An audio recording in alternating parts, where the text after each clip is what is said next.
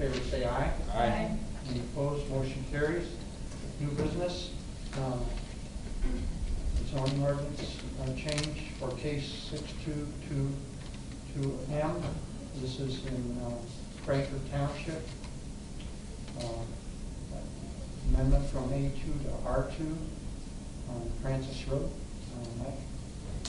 Thank you. Good morning, Chairman Weigel, members of the committee. As you stated, this case takes place in Frankfort Township. The applicant is requesting a map amendment from A2 to R2. The purpose of this request is to divide a 5-acre parcel and create two 2.5-acre parcels. Staff recommend approval. The Planning and Zoning Commission recommend approval. Frankfort Township has no objection. We did receive an objection from the Will South Cook Soil and Water Conservation District. They have concerns related to the floodplain. It's located on the property. With the floodplain, any future home that is constructed will have to adhere with the county's stormwater resource ordinance. Any questions by committee? I do have one.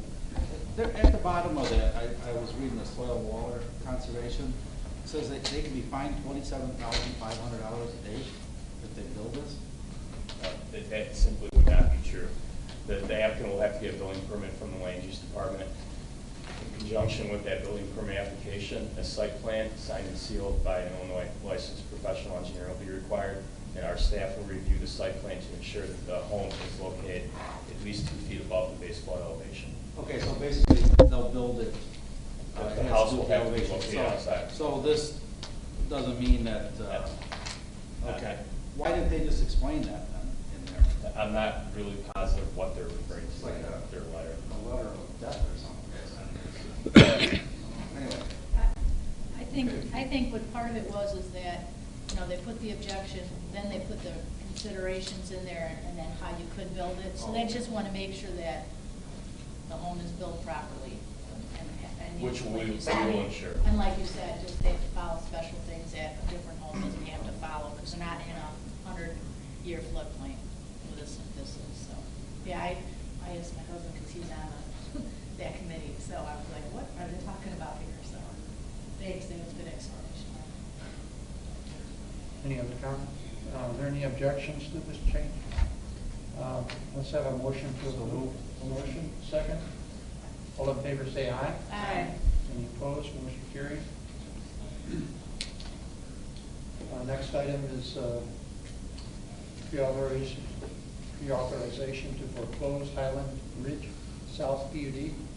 David? Yes, this is a standard practice to come before you when we do have a letter that may be coming due in the near future.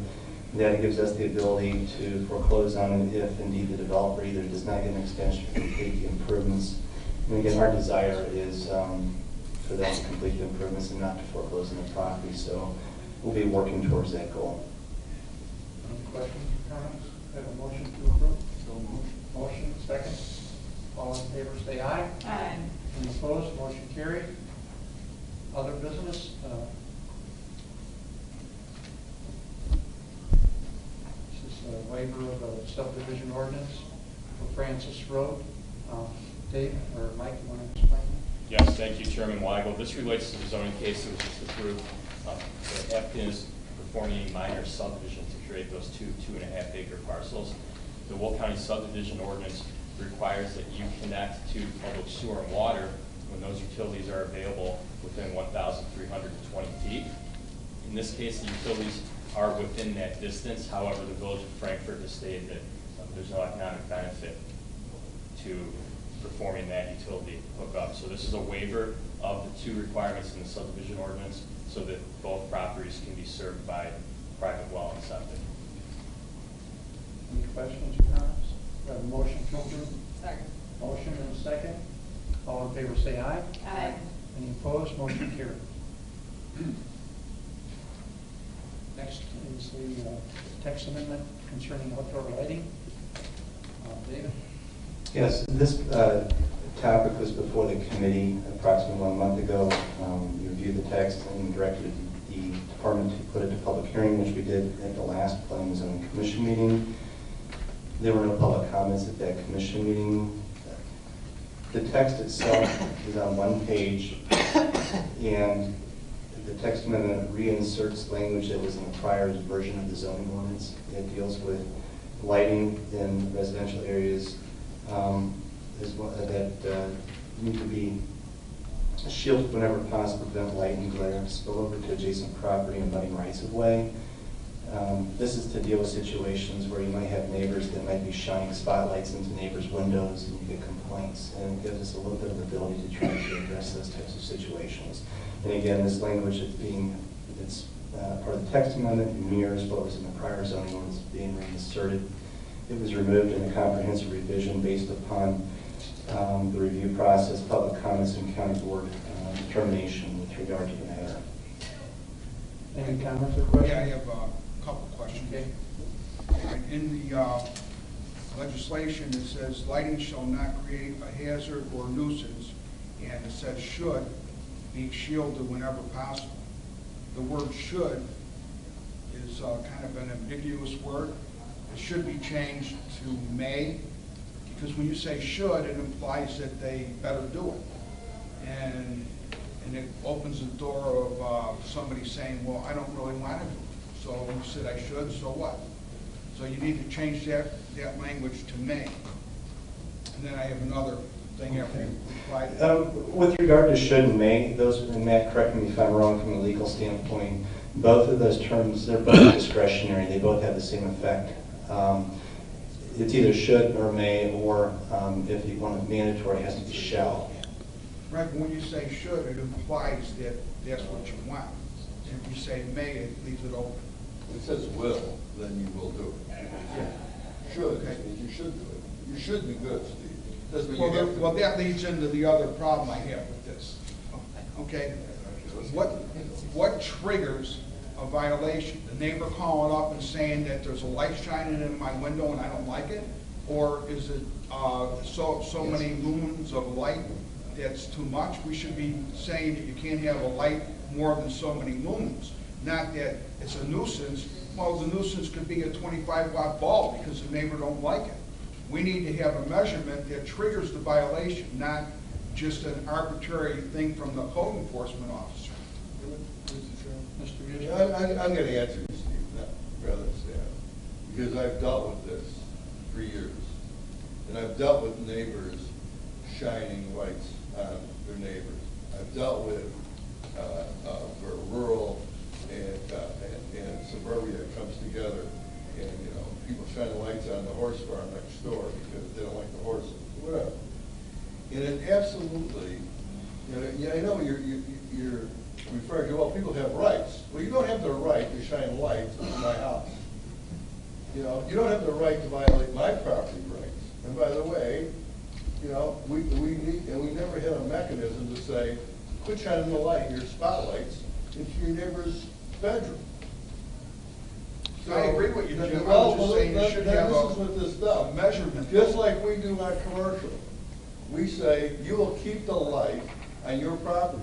On gas stations, you'll keep the light under the canopy. All we're saying is you will keep the light, or you should keep the light. I would say actually you will keep the light on your side of the property line. And having had neighbors in the past, when had these kind of light wars that of course escalated, I do think we need something to say, you I'm want not to shine your disagreeing. light.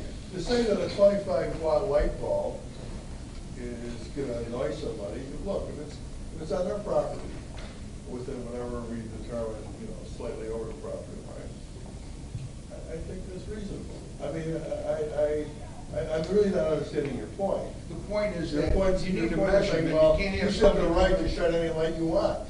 If I put a little bitty light on the side of my house, my neighbor don't like me, so my neighbor will call and say, hey, you got a problem. And then the code person can come out and write me a violation. Well, I mean, that happens. chances of you being that close to your property line that you're going to affect the neighbor, if you go up 10 foot, if you just go to the minimum, you go 10-foot side yard on both, you're going to be a minimum of 20 feet away. I don't think we're talking about a 60 Yeah, but if watt the neighbor bulb. don't like You know it, what? there's But no if you measurement. did, but if you did, yeah. If the Change neighbor the doesn't bulb. like you, they can call and Change complain. them up, put a shield around it. So why not, The answer why is not yes. use a measurement? Well, we can measure it. That's what I'm saying. We should say how many lumens are bad. I'll let Mike answer. Mike? If I could just add something to this discussion, if you look at the current lighting regulations in the zoning ordinance, we do require measurements for commercial properties, and that's known as a photometric plan. And that's a plan that's traditionally prepared by a licensed professional engineer that has a lighting endorsement. As staff, we don't believe that is appropriate to expect a residential homeowner to obtain and submit for approval. That can be very costly to them. So this regulation is somewhat broad, and there is some discretion that would be applied by code enforcement. We believe that's a better approach than expecting every residential landowner to hire a lighting specialist and an electrical engineer and design a photometric plan. Another question? Yeah, just along that line, just for clarification on it, let's say that a homeowner has a garage that's there, and when they come in with their vehicle at night, and then the light happens to shine in on the bedroom window next door. Does this cover anything like that, or is this only a fixed light on the residence? As the code enforcement manager, I would pursue fixed lights. And you see these examples throughout the county. I mean, we're looking at properties where someone erects a pole, puts a floodlight on top of it, and shines it directly into a bedroom window next door. We're not talking about light trespass from a garage door. Okay, all right. That was my question on the vehicle. I mean, this doesn't cover that, so. There is some discretion, but when you see an example of this in the field, it's pretty clear what they're attempting to do with that level. But this law can't be expanded into somebody saying, hey, look, I don't like the way you positioned your garage because your lights. Not without you approving it. Oh, Right. okay. All right. Any other questions? We have a motion to approve. Motion by Howard, second by Lauren. I guess I motion. All in favor, say aye. Aye. Aye. No. One no. Motion carries.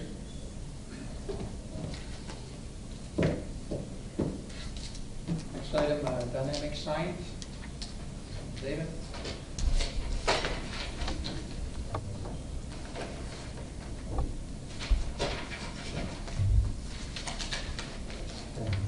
Yes, this particular topic has come forward over the past 12 to 18 months with regard to dynamic displays, non-residential uses and residential zoning. And more specifically, that could include a church, it could include a lodge, a VFW, a golf course, where they want to have a monument sign or some type of sign of that nature that would have a dynamic display. And the text that is before you is in two specific parts of the zoning ordinance, and it's in the other signs section within this subsection within the signs section. It's also in the use table. And what the recommended text that went to public hearing at the commission, by the way, which there were no public comments on, has in the use table is on-premise dynamic display in agricultural and residential zoning districts, especially uses in the A1 through the R6 zoning districts. Then within the text, under dynamic displays, it speaks to where allowed, and more particularly, it's except as may be approved as a special use permit. And what that does is that allows a vehicle, or gives a vehicle for an organization to apply for a special use permit. It allows a public process to address any potential adverse impacts that there might be to mitigate them, and it brings it to the board for the board's consideration for either approval or denial of the request. I do know of two specific locations within the county that are watching this particular text amendment.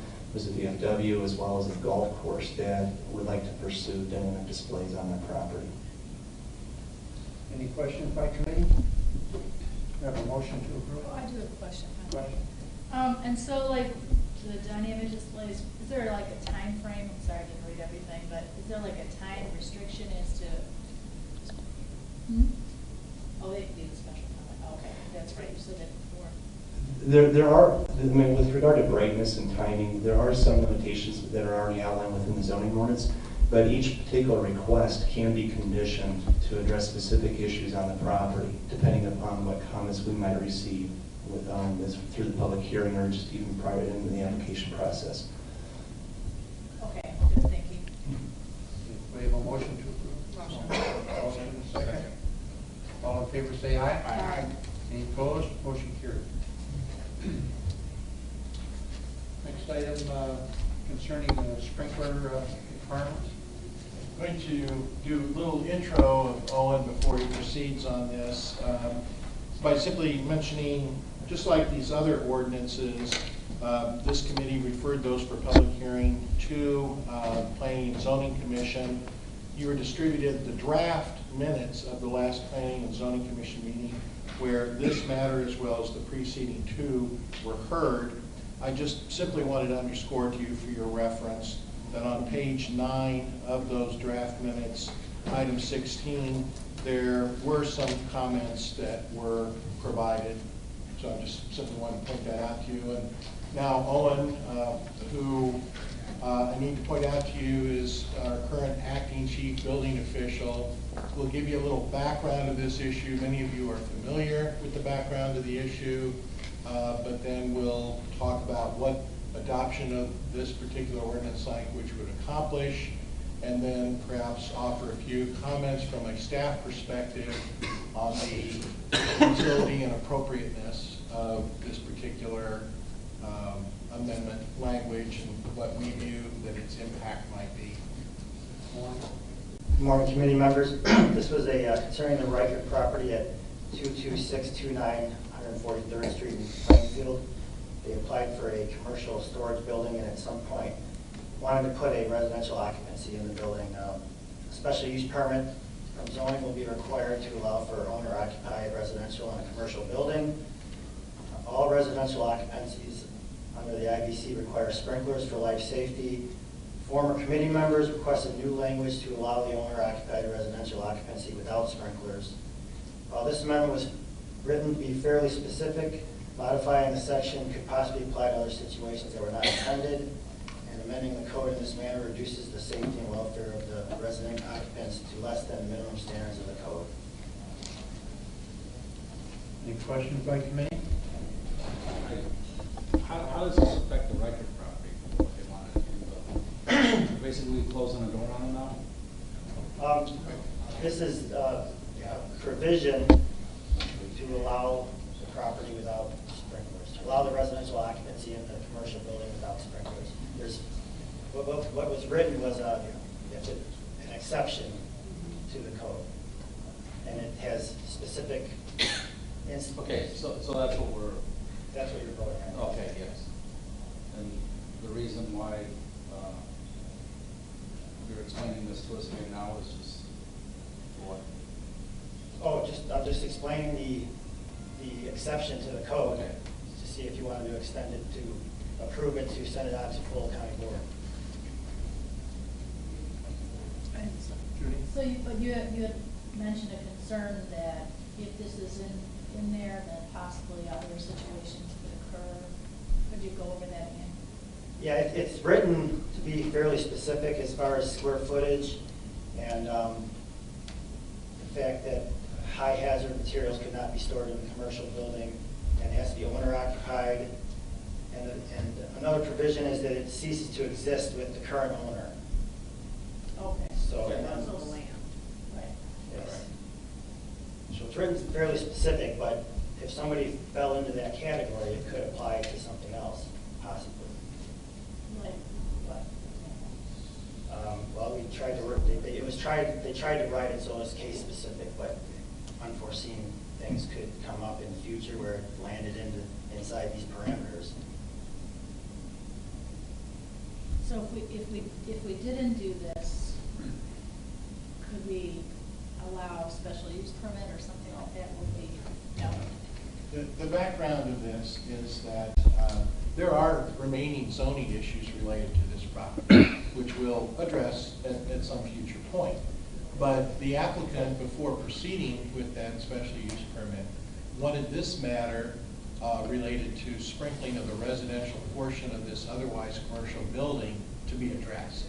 So, at the request of this committee, language was drafted that would allow, in this particular instance, a commercial building to be erected, and where even though there was going to be a residential portion of this building, that the sprinkling that otherwise would have been required would not be required.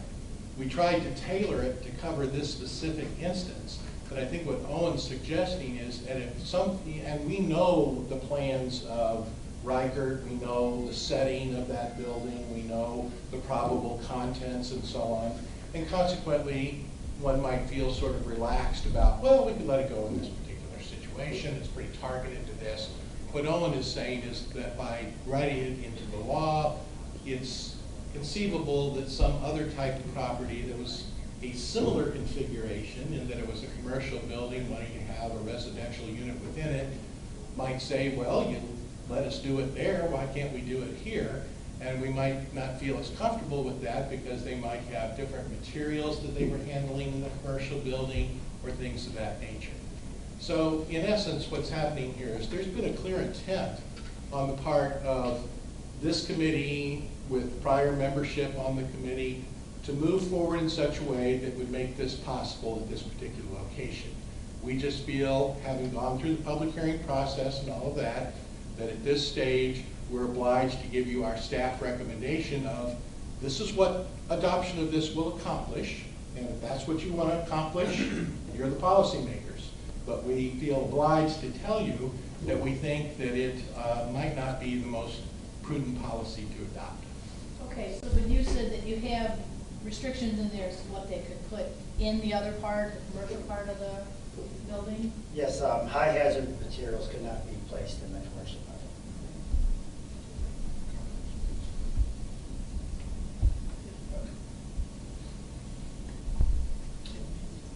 Any other questions? Yes, question, Officer Jim? Yeah, I was going to make a comment, and of course, we read those, I was only public comment at the public hearing. This whole particular case, first, we recently redid our zoning ordinance and specifically wrote out no residential in commercial or industrial, not necessarily commercial, but industrial zone. Very specifically, we wrote it out because we had situations through the years where we did have people living in industrial areas with their children in industrial parks, not a very safe situation. The original intent of having residential and industrial was for a watchman who would be on premise, who would stay there for security reasons. That was the original intent. And the original intent went to now people, their families living in industrial units. Now this may have created somewhat of a hardship for this specific parcel where he had already purchased and intended on living there. So we gave him, the county gave him some relief to allow a residential in industrial zoning, which I still think is a bad idea. So we did it. So, and now what we're facing is now we want an exception. So we gave we created so we could have an exception to the zoning ordinance, and now we're being asked to give an exception to the building code, which we just did, just months ago. I mean, we had a big debate about sprinkling, residential and in commercial and industrial.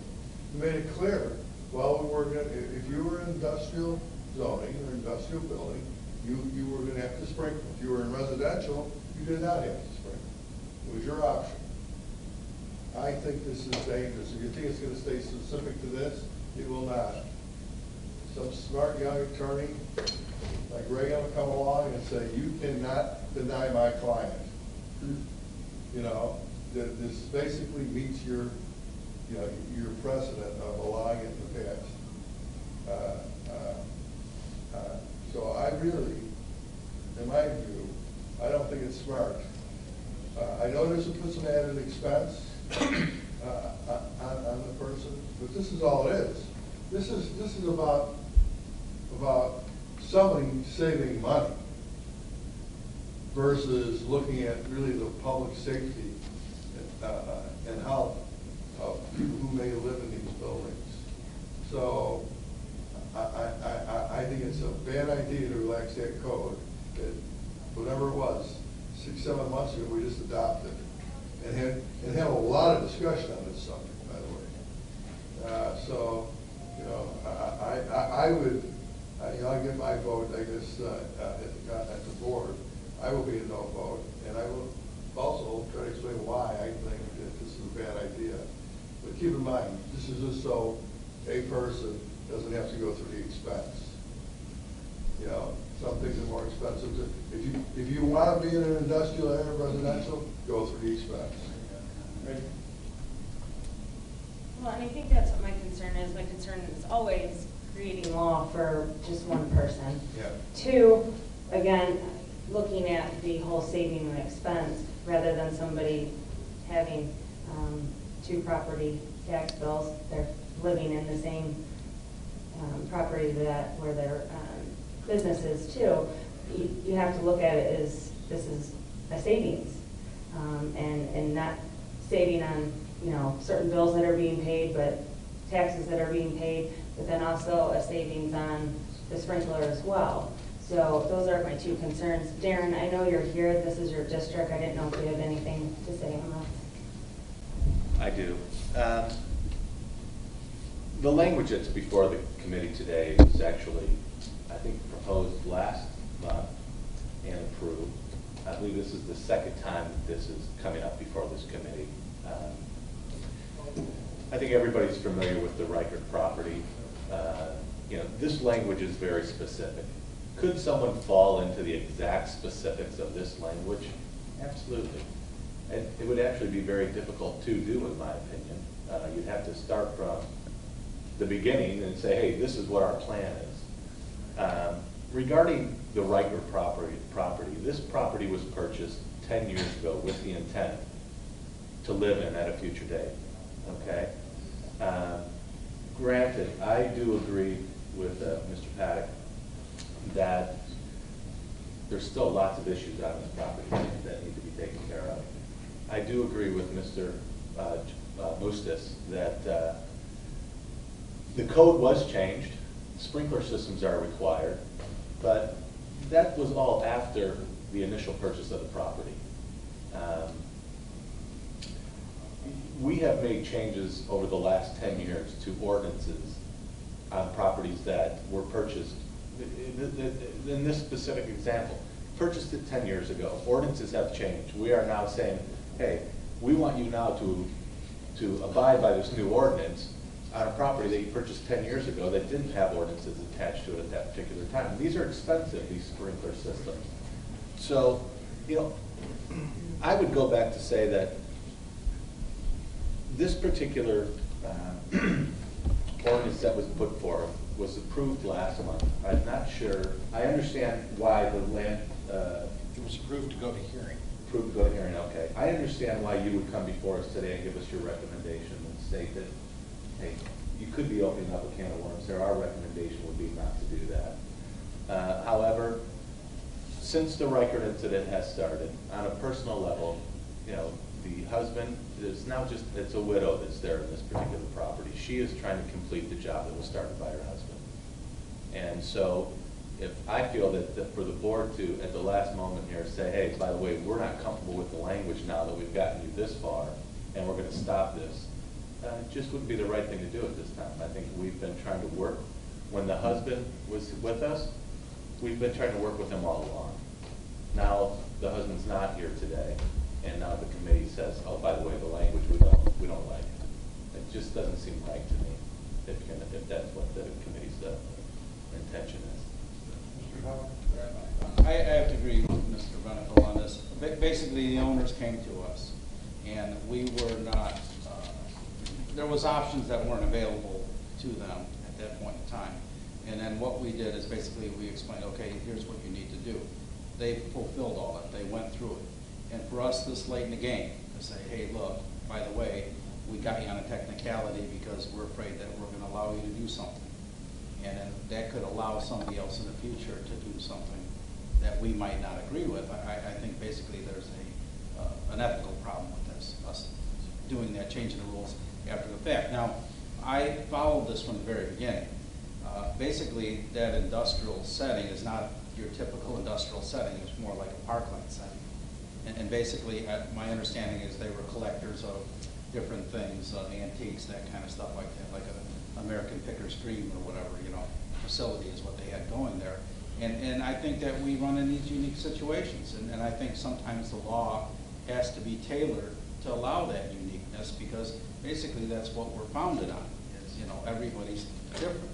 And at the same time, I live in a rural area, and basically whenever I cringe, whenever we pass a new law or we tweak the legislation, empower us even more, I think that that's problematic in the long run, because we can't alleviate and we can't foresee all of the unique situations of the future. So basically, sometimes it's the most advanced machine is a machine with the least moving parts, meaning that basically we could live by the 10 Commandments and we wouldn't need any other laws, in my mind. But at the same time, what we're trying to do all the time is we're trying to build these fences so that we can say, okay, you can't do this, you can't do this, you can't do this, unless we approve of it. And again, going back to the beginning of this, Mr. Reichert unfortunately passed away during this whole process, but there was a commitment there to the family during this whole process. And that committee at the time was basically supportive of it, and I'm going to still remain my support. If I give somebody my word, I'm going to keep my word on this. And I think that by voting yes on this, we're keeping our word as the county to this family. That's it. Oh, and are they required to have sprinklers in the rest of the building? If we sprinkle the residential part, then the entire building would be sprinkled. Otherwise, it's either a hall or none. The industrial part does not have to be sprinkled? No? The industrial part is not sprinkled as of now, no. If The commercial part. there's anything hazardous, Will be required. So if we would require it, then they'd have to do the whole building? Yes, if you require in the residential part, that the whole building would need sprinklers. But without requiring it, they don't need it in the industrial portion? They won't need it in any part if we don't do the residential part. Okay. Any other comments? Yeah, when this whole process started, they were gonna, go back 10 years. The guy bought the property with the intention to move in. He came to our land use and was told, it's okay, everything's fine, but you gotta mitigate all these tires. And it turned out there was thousands of tires there. That's not true? That's what I remember from the hearings here. yeah, pictures of them. He didn't mitigate tires? He was not told by the land use department that in order to do what you need to do, you've got to clear the tires. He was not told. That never happened. In order to build, he had to mitigate the tires. You can't build on tires. It was just part of this. Well, he cleaned up his part own of the property. cleaning of his own property. Yeah, I mean, but that's why it took so long. So in the process, we changed the laws, and then his whole plan went down the river. So, I agree with what Jim said, I agree with Darren, I agree with everybody, but I think that, you have to have a little bit of common sense when you do this stuff, and I don't understand why we can't tell them to sprinkle the industrial, if that's the law, and in the residential part, just don't let them do it. It's okay.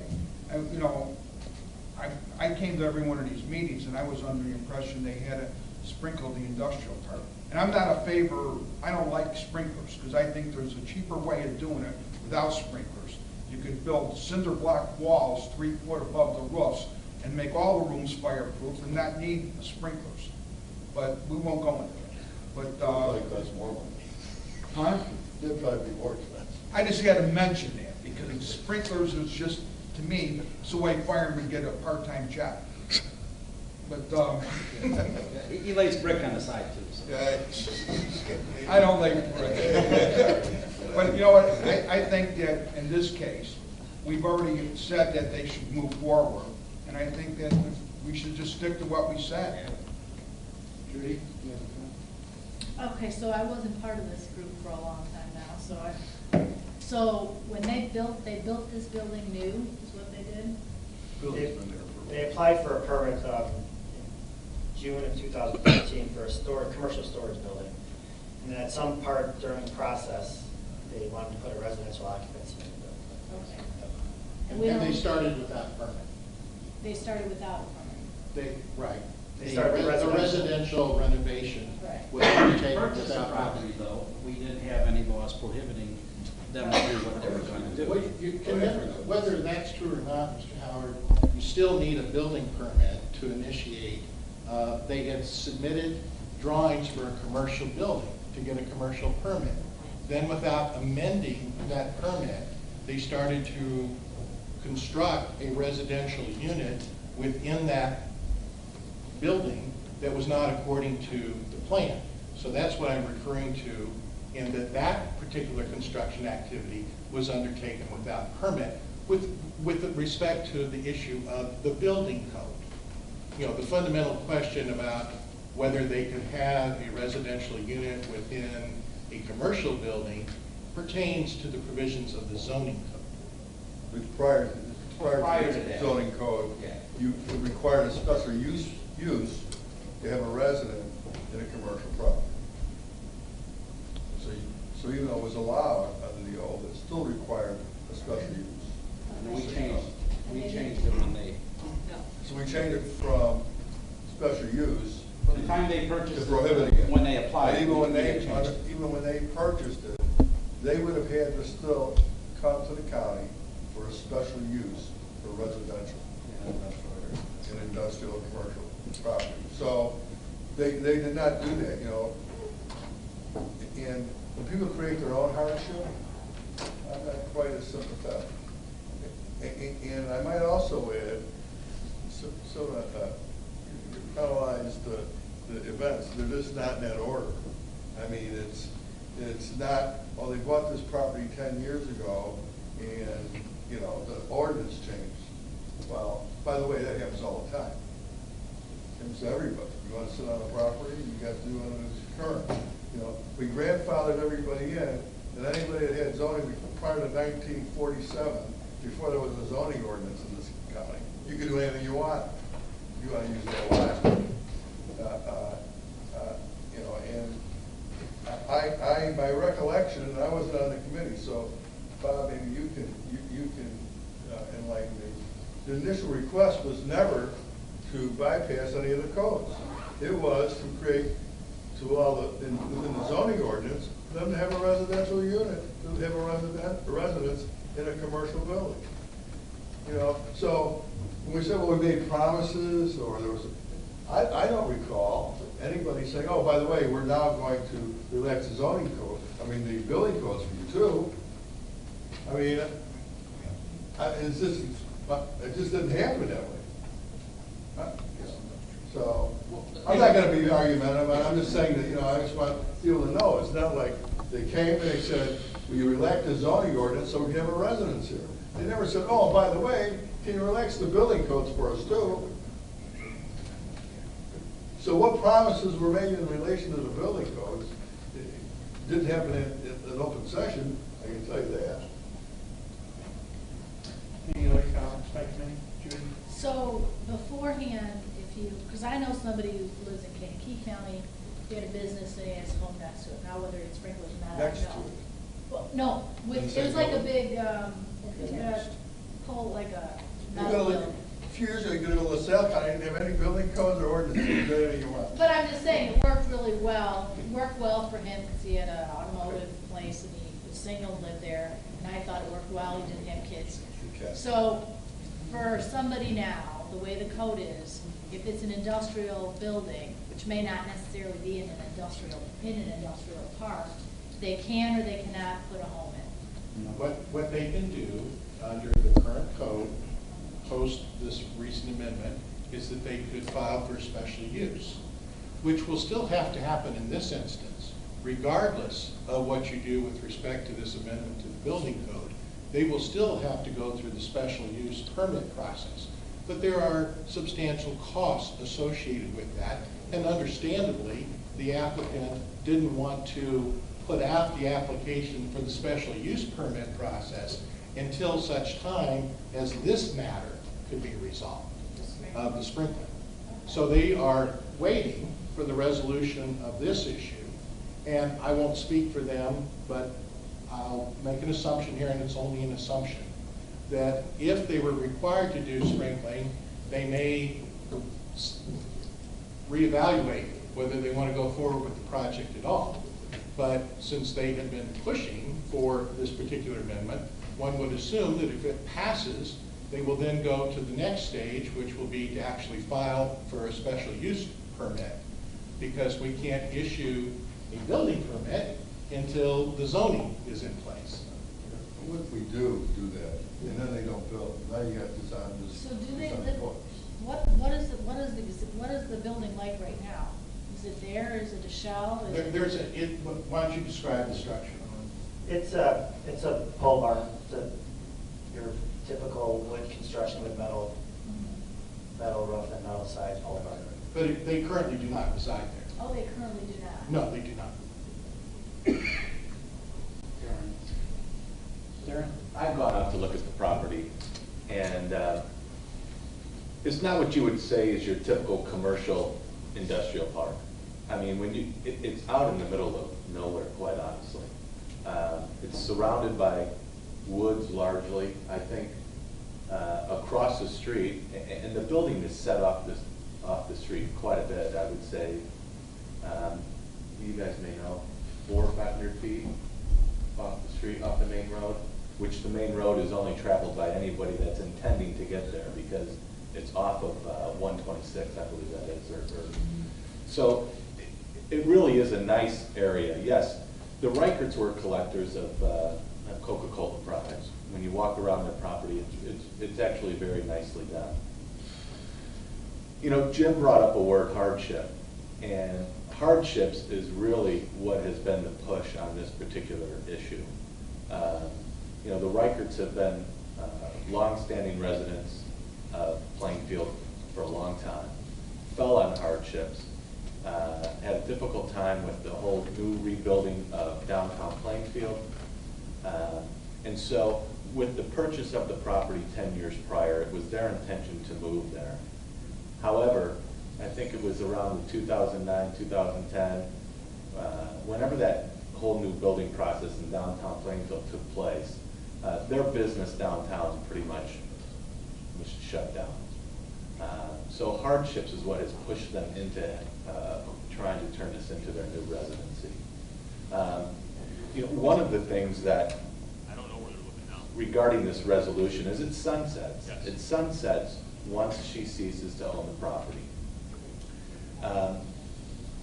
I believe, back to Mr. Paddock's statement about special use permits, and you know, I just arrived here not too long ago, so. But as I thought that the ordinance was written in 2012 so that you could not request special use permits in these commercial areas. Is that correct? Well, right. You've got that correct. There was, the history of it is simply there was provision in the code at one point in time where you could apply for a special use permit for a watchman's apartment, a residential type of unit. Then for the reasons that Mr. Eustace outlined, during the comprehensive revision of the zoning ordinance, which was in the time frame you just mentioned, that ability to have a special use permit of that type, allowing residential use within an industrial building, well, that was removed. But as this particular issue worked its way through the system, the board has now yet again revised the zoning ordinance, placing back into it the possibility to obtain a special use permit for residential within an industrial unit under certain circumstances. Okay. I agree with that, quite honestly. I don't feel that we should not be allowing the citizens to come before this. I believe that they should be asked, be given the ability to ask for special use permits when necessary. I don't know why in 2012 they eliminated it entirely. I mean, these folks own these properties. I remember overhearing, oh, it's, you know, so we don't have kids in commercial use areas. I get that. This is not that situation. This is two empty nesters, one now, and this is a property that is not a highly traveled commercial use area. I would ask that this committee vote yes on this. We've worked with the Reicherts up to this point, and I don't know why today this might be considered to not vote yes on. And that's really all I have to say. Megan? Just one more thing, and this is something too that, we still have the ability, the land use department still has the ability to oversee this property to ensure that they are abiding by the ordinance, that they don't have the hazardous material in there, and that things are going as they came to the board with. So I think that's an important factor that we need to look at as well. Okay, if there's no other comments, we have a motion to approve. So moved. Motion, second, have a roll call. Tom Weigel, Yes. Judy O'Connell. Yes. Steve Balich, Yes. Reagan Freitag, Yes. Robert Howard, Yes. Lauren Perry, Yes. Okay, motion approved.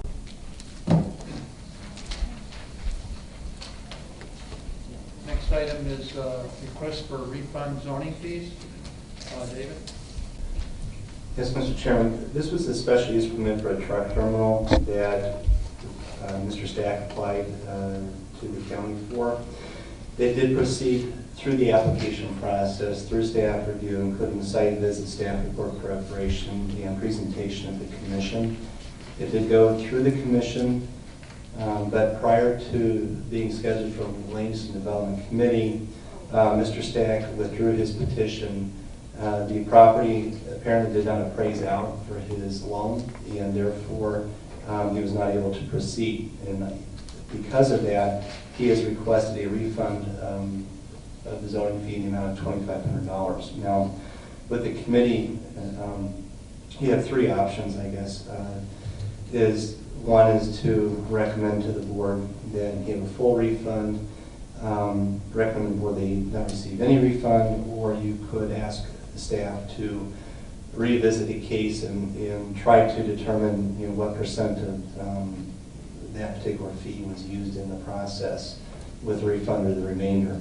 However, I will advise the committee that by the time that an application does get to the commission level, I would say a substantial amount of work has been completed by that time.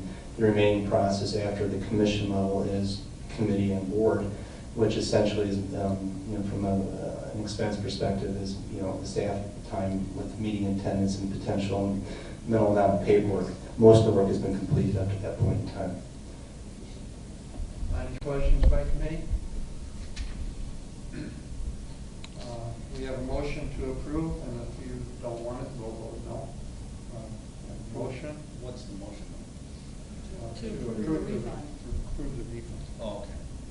Motion by Howard, second by Balich. A roll call, please. Tom Weigel, No. Judy O'Connell. No. Steve Balich, No. Reagan Freitag, No. Robert Howard, No. Lauren Perry, No. Request is denied. Reports of communications. I have no reports. Committee members, any comments? Directors, any comments? I'll ask David to introduce one of our new staff people. Yes. At last month's county board meeting, you approved the appointment of Natalie Kubik as Development Analyst 1. She has joined her staff, and Natalie's here this afternoon, actually, well, not quite this afternoon, this morning, in attendance and beginning her integration into the process by observing the committee today. Welcome, Natalie. No other business, have a motion to adjourn. So moved. Motion, second. All in favor, say aye. Aye.